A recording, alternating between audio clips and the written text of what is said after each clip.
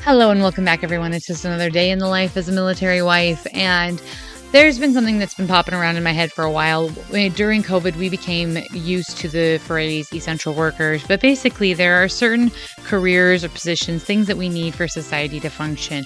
Teachers, first responders, military, police officers, there's just essential people. And the problem is some of these, especially the ones I just named, have been having recruiting issues. We've got shortfalls, and so we have fewer and fewer people going into these necessary occupations. And I kind of want to discuss and just look at why might that be happening and what can be done about it. So, as always, I'm your host, Sam Wolf, and you've been listening to Life of a Military Wife.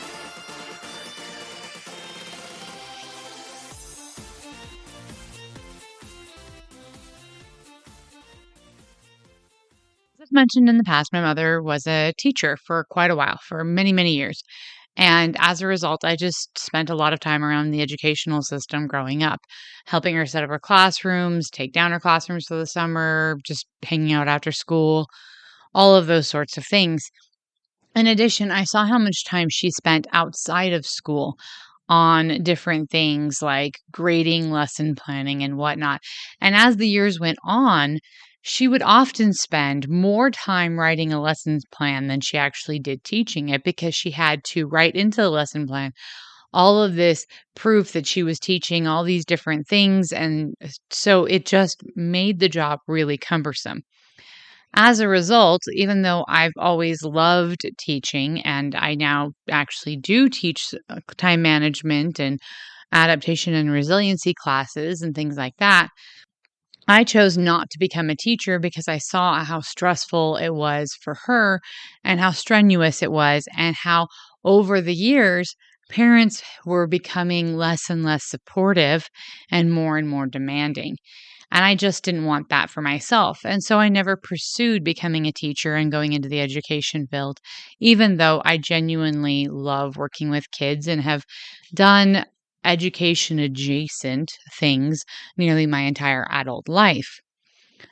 Well, I don't feel like I'm the only person who made those decisions because of observations like that.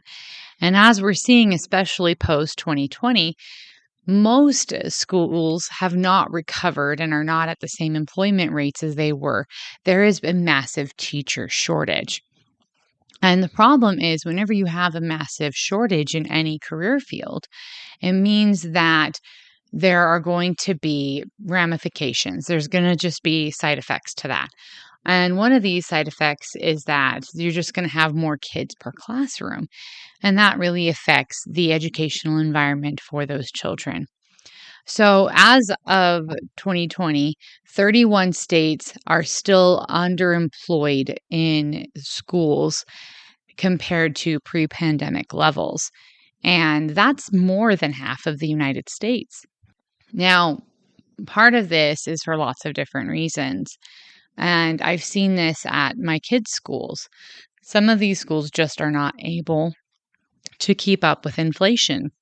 And so teachers who are close to retirement are not staying around, they're retiring. And others who would be willing to go into the field just don't feel like it will pay a living wage so that they can provide for their families. In fact, I happen to know a family of teachers, both husband and wife are teachers, and they're struggling to make ends meet in this economy because the cost of living is just so high. So, as I said, this leads to issues where you've got huge classroom sizes. And when you have large classroom sizes, it means more and more of the instruction time is being spent on discipline, which means the quality of the education that the children are receiving goes down. How can we fix this? Well, part of what we can do is by being more supportive of the teachers we do have, and by encouraging people like me who might have been really great at teaching to go into that teaching field. There are a lot of educational and career paths that I feel like are not being encouraged or explained or promoted like they could be. And I'm going to transition within this next one that I'm talking about is police officers and first responders. There is a massive policing shortage in the United States. And I know that immediately the criticism is going to be, well, we want better police, and there's been issues with police brutality and so on and so forth. And I'm not going to even dispute those comments. I know that police, like every other person on this planet and every other profession, there are going to be individuals who excel and are well meaning and do well at the job. And there are going to be individuals who do not and make poor choices or handle things inappropriately. I'm perfectly aware of that. I happen to have grown up around quite a few police officers in my congregation and had the virtue of seeing fabulous, wonderful individuals who served the community and genuinely dedicated their lives to making sure that the people they loved, that this community that they cared about was safe and secure. Then at the same time, there was an issue where one of them found out that some of their other police officers were not doing things properly, and that situation had to be addressed. So I know that there are occasionally that there can be poor police officers or crooked cops, as some people will put it. But that doesn't mean the entire profession is bad. And the problem is when we paint these different career fields, whether it be a police officer or a teacher or whatnot, in broad strokes and overgeneralizations, we deter good individuals from wanting to pursue those careers. When you say things like all cops are racist, an individual who genuinely wants to serve their community and help make sure that their loved ones and their friends and neighbors are safe and that law and order is upheld would be deterred from that because they don't want to be painted with that generalization. And so we run into a situation where if you overly vilify or criticize or demonize or put down these career fields where that we genuinely need these people for, you tend to get lower quality recruits to the point where there are some cities now that don't even have a sufficient number of police officers for civic policing and are struggling to find qualified police officers. And it's just a tragedy. It's absolutely horrible because those are the communities that desperately need these things in most cases. So it's not that we don't need police or that police are perfect or imperfect or whatever. We need high quality police candidates. We need people who genuinely love their communities and genuinely want to do what's right. And so when we talk about that career field, we need to be saying those sorts of things. Same thing with our first responders. I've lived in a place where we did not have a fire department. We only had a volunteer fire department. And I was so grateful for the volunteer firefighters that helped to protect our community. But it was concerning that we didn't have a full-time fire department in case there was an emergency. So encouraging our kids, if we have children or if we have relatives that want to go into those career fields, to encourage them, to be enthusiastic, to help them understand, hey, why don't you do a ride-along? Hey, why don't you go volunteer in a classroom? Why don't you go ask some questions? And then also providing support for these systems, these different career paths. And the next one is the military. I understand that there are issues in the military, and I will be the first person to admit that there are things that need to be improved in regards to the military. But we have recruiting down 3 years in a row. We have massive recruiting shortfalls year on year, and that is not a good thing. And oftentimes I will hear people on both sides of the political spectrum putting down the military community for many different reasons. It's not diverse enough. It's too diverse. It's too woke. It's not progressive enough. It needs to do this. It needs to do that. The purpose of our military is to protect and defend the United States. It's not meant to be some social experiment. It's not meant to be some vanguard for some political ideology. It's meant to defend the United States. And the more we belittle, demonize, put down, or criticize the quality of the individuals who are choosing to make that sacrifice, the worse it's going to get with recruiting. We need qualified people. We need people who genuinely feel passionate about these different careers, because being a teacher is not easy. Being a police officer is not easy. Being a paramedic or a firefighter is not easy. And being in the military is not easy either. All of those are demanding career fields that they just take sacrifice. They require sacrifice, and they require people who are passionate about them. So when we look at these different communities, we need to find ways to be more supportive. We need to encourage people to join. And I think that's probably one of the most heartbreaking things I have had to deal with as a military spouse, is hearing people degrade or talk poorly about our military because they don't like some of the policies being put in place by people in the Department of Defense, or in some of the things that Congress is doing in regards to the military, or some of the higher level decisions being made. You know what? The average service member has no control over what the DoD is doing. And so demonizing the military service in general, or bad mouthing or belittling, is not productive. We need to be more encouraging of those who are willing to sacrifice for society. Same with police officers. Basically, what we have to do in regards with police officers, so many of them are sacrificing to do this job, and they're doing it because of the love they have for their communities. I have several people I know who are police officers and who have made that decision. And in all sincerity, when things were getting a little crazy for a while and police officers were being attacked, I was genuinely concerned for a friend of mine who was at the time a single mother and a police officer, because I just didn't know how safe she was. And she was a fabulous woman who was trying to provide for her family and defend her community and just be a good role model.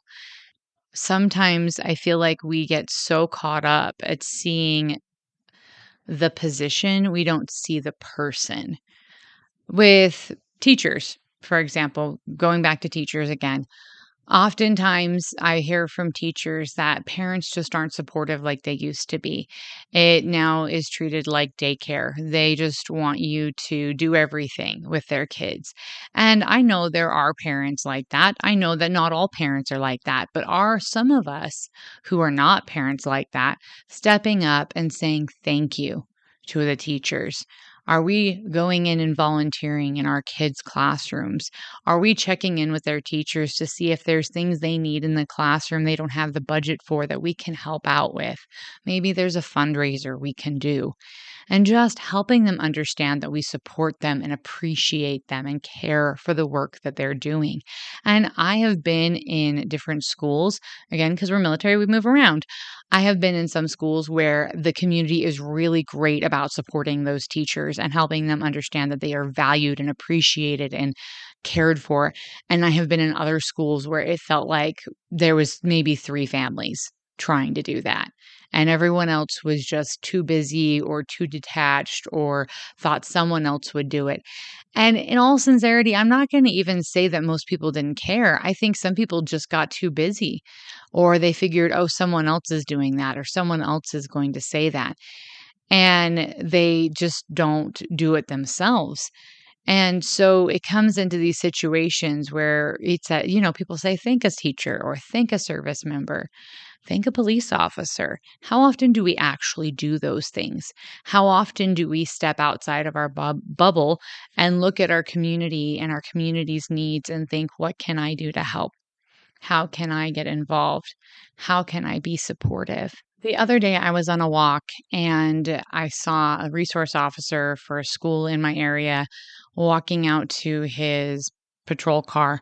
And I stopped to tell him, "Thank you for what you do for keeping our school safe." And I am super grateful that there are police officers, armed police officers protecting the schools in my area. I am super grateful that we have full-time trained security officers at my kids' school because that is how we should be doing school security. We want to improve the environment for teachers and we want to improve our communities. Let's get good, qualified, fantastic police officers in those schools because that will make those schools safer.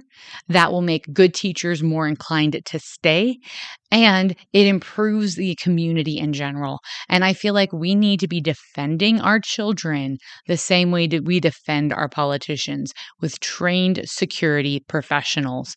We want these schools to be safe. We shouldn't be taking away everyone's guns. We should be making sure our kids are properly protected in their schools. And so that's two that go hand in glove. Great police officers protecting our wonderful children and our teachers and administrators and educational professionals. Because I can guarantee with the situations that have been going on with schools that there are probably wonderful teachers who sometimes worry about their security. And if they're in a school that doesn't allow for armed security, that might make them feel less safe. I know that personally, I am super excited that my kids are being protected by trained professionals because I feel like every kid should have that. And you shouldn't have to be at a private school to get that. And so the fact that my community has invested the money and the time and the resources into making sure that every child is properly protected makes me absolutely ecstatic because I have, again, lived in places where that was not a priority. So when we stop and look at it, these things all come together. Our military shortfall recruiting wise, our police officer recruiting and shortages, and our teacher shortages. There are so many essential and critical careers in this world that do not require a degree, and there's ones that do. But sometimes we need to be willing to just set aside and encourage the young people around us and those who already are doing those jobs for what they are doing. Recognize and appreciate them. So, as we're going into the holiday season, here's my challenge for all of you. Let's be supportive of those essential workers. Let's be supportive. Let's reach out and let a teacher know that we genuinely appreciate the work that they're doing, or a police officer that we're grateful they are protecting our families, or a service member that we understand the sacrifice that they are going through so that our country can defend itself and be safe. We have so many blessings in this country. And it is because of the fabulous people in this country who sacrifice and serve every day, day in and day out, giving up time with family and loved ones and friends, and sometimes missing holidays so that we can have the blessings of protection and safety and help when we need it. Please thank a first responder. Thank a police officer, thank a service member, thank a teacher, but maybe go a step further and find a way you can serve them this holiday season with all of the stuff that's going on, with all the crazy that comes with the end of the year. Maybe there's something we can do to help make our communities a better place by serving those who serve us every day, day in and day out. I'm going to leave that there this week, but that's my food for thought for everyone. It's been something that's been on my mind for a long time because if we want good people to do these important jobs, then we have to help good people understand how needed and wanted and loved and appreciated they are for doing it. Definitely, this whole thing hits home with me because my mother was a teacher. I grew up with police officers in my congregation, and my husband is a service member. And I've seen the sacrifices of those communities as well as so many others: nurses, doctors, hospital employees. We need these people, and they need to know that we appreciate what they're doing for us. So let's be the good we want to see in the world and reach out and help them feel loved.